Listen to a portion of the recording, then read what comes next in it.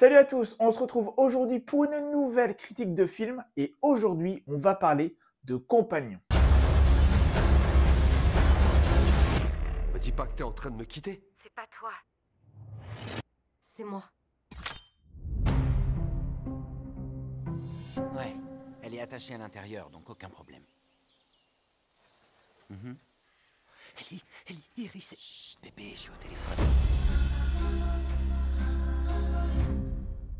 Compagnons, c'est un film réalisé par Drew Hancock avec notamment au casting Sophie Thatcher et Jack Cade. L'histoire de ce film, très vite résumée, c'est celle de Josh et Iris, un couple qui va passer le week-end avec quelques amis dans une propriété reculée où il va se passer quelque chose de terrible, quelque chose de mortel et Iris va découvrir qu'elle est en fait un robot sexuel. C'est très vite résumé, mais évidemment, on va en parler plus en détail. Attention, cette critique contiendra des spoilers. Évidemment, pour l'instant, je ne vais rien spoiler, mais je vous affiche un timecode juste ici. Avant ce timecode, je ne vous spoilerai rien, mais oui, après, on va spoiler. Je m'appelle Josh.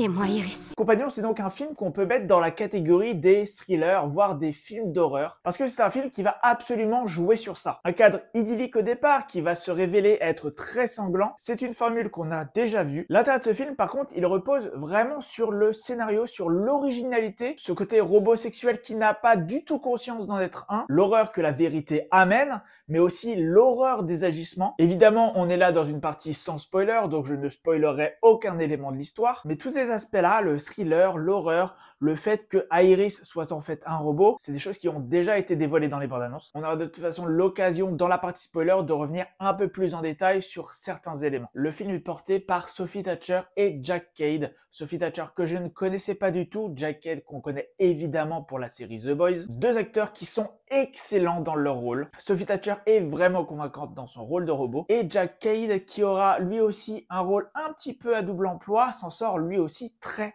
bien. Les deux délivrent vraiment une très belle performance. On y croit de A à Z. L'histoire un peu futuriste est vraiment plausible. Les deux y mettent beaucoup du leur et c'est vraiment l'un des points forts de ce film. Mais parlons déjà des points un peu négatifs du film. Déjà, sa réalisation, elle est un petit peu quelconque. Ça ne va absolument rien révolutionner. Il y a quelques bonnes petites idées de mise en scène, mais c'est quand même très léger. La première partie du film est faite un petit peu pour nous garder dans le mystère. J'avais conscience en allant voir ce film qu'il s'agissait d'une histoire de robot, d'un film un petit peu horreur, mais quand on voit le début du film, je commençais vraiment à douter, je commençais vraiment à me demander si j'avais pas confondu avec un autre film. Puis quand cette partie horreur, quand cette partie robotique arrive, on comprend qu'on est bel et bien venu voir ça. Cette première partie donc met un petit peu de temps à démarrer. Le fait que j'étais pas sûr de voir une histoire de robot, ça m'a un petit peu perdu. J'avais un petit peu de mal à savoir où le scénario voulait en venir, mais une fois qu'on arrive dans la deuxième partie du film, là ça part dans tous les sens. Vraiment, c'est un florilège d'un peu n'importe quoi. Il y a du sang, des révélations à n'en plus finir. Si la première partie du film était plutôt calme, la deuxième partie est beaucoup plus énergique. Cette différence, elle pourra en rebuter plus d'un. Pour ma part, j'ai trouvé qu'on frôlait quand même à de nombreuses reprises le too much. Et la progression de l'histoire fait qu'on est aussi un peu perdu même lorsque l'action est présente, parce qu'à certains moments, ça part vraiment dans tous les sens. Ça n'en reste pas moins une très belle surprise, un film que je vous conseille vraiment d'aller voir. Allez le regarder, faites-vous votre propre avis. Ne vous inquiétez pas, c'est un film thriller, horreur, mais il n'y a pas tant d'horreur que ça. Il n'y a pas beaucoup de sang, il n'y a pas vraiment de jumpscare. C'est un film qui est pas effrayant, c'est un film qui se passe en plein jour, donc ne vous inquiétez pas de ce côté-là. Mais c'est une belle surprise qui devrait ravir les amateurs du genre. Pour ma part, j'ai vraiment bien apprécié. Voilà donc pour la partie non spoiler. Si vous ne voulez pas être spoilé, je vous conseille de quitter la vidéo maintenant, mais juste avant, n'hésitez pas de mettre un like si la vidéo vous a plu, n'hésitez pas à me le dire en commentaire, n'hésitez pas aussi évidemment à vous abonner et à mettre la cloche. Vous avez déjà vu le film ou ça vous dérange pas d'être spoilé? On est parti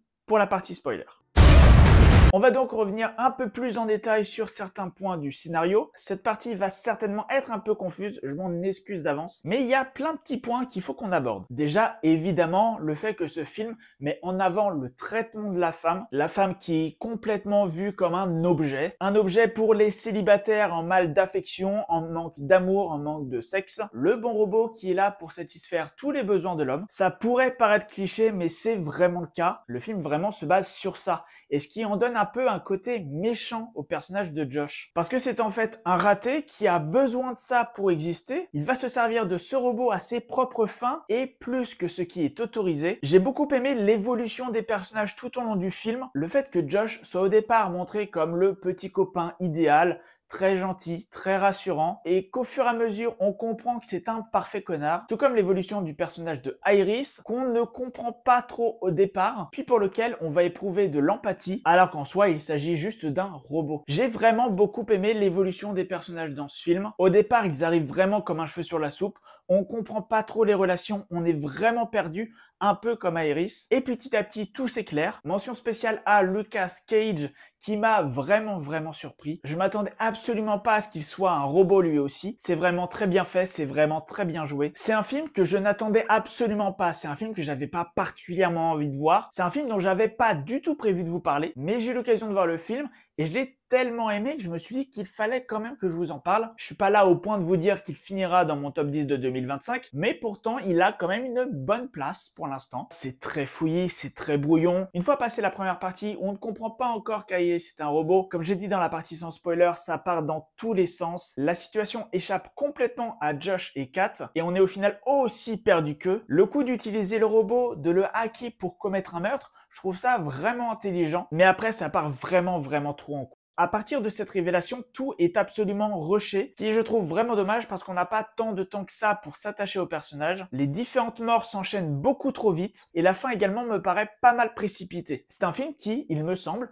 dure environ 1h40 et je pense vraiment qu'on aurait pu bénéficier de 20 bonnes minutes supplémentaires sans souci. Ça n'aurait pas rendu le film long et ça nous aurait permis d'avoir une meilleure mise en place. Néanmoins, je salue vraiment le scénario, cette petite originalité de faire que les humains vont chasser le robot et que ce soit pas l'inverse pour une fois, que finalement tous les humains de tous les genres, de toutes les orientations sexuelles puissent être des sombres connards. On a tendance dans plein de films à voir les personnages gays comme toujours gentils. Ça fait plaisir de voir aussi qu'ils peuvent être traités comme méchants. Pareil pour la femme, Kat, c'est vraiment très intéressant de voir qu'il n'y a aucune sororité entre elle et Iris. Elle a absolument aucun état d'âme et je trouve ça vraiment très bien trouvé. Et c'est aussi en ça le point fort du film, c'est qu'on traite vraiment de la condition de la femme, mais pas uniquement en voyant l'homme hétéro cisgenre comme méchant. Ça montre bien que le traitement de la femme, que la condition de la femme, c'est une affaire de tous. Et qu'en plus, cette manipulation, ce n'est pas juste envers les femmes, mais c'est aussi envers les hommes. C'est un film qui, au départ, est vraiment très bateau,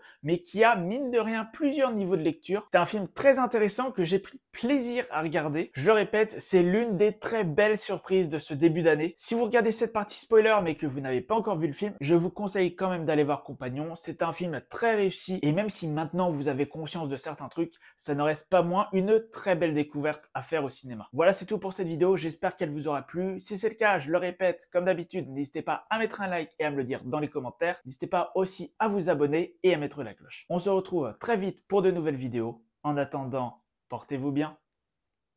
Ciao.